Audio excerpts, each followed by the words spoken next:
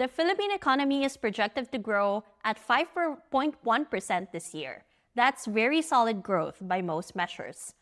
And yet, the PSA's latest numbers show that nearly 3 million Filipinos out of work at the start of 2026, and that is the highest rate in 3 years.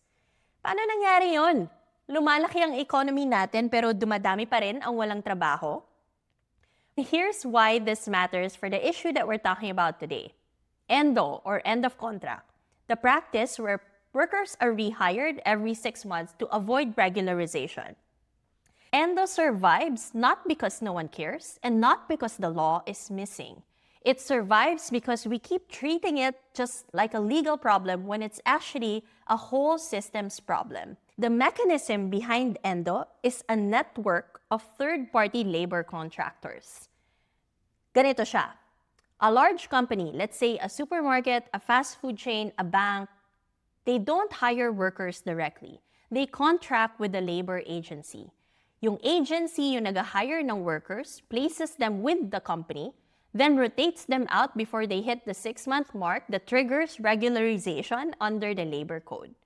The entire architecture of Endo is built to game that 6-month rule.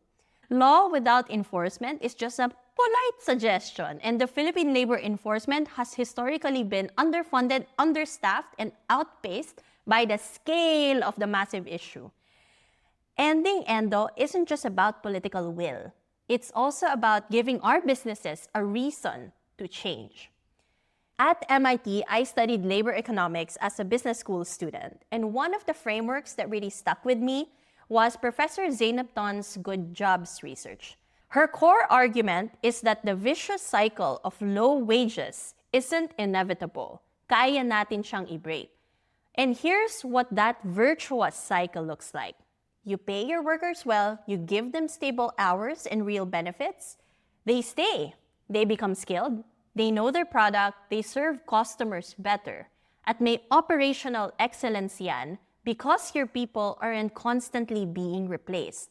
Sales and revenues go up, and those higher revenues fund the wages you paid in the first place. And the cycle reinforces itself.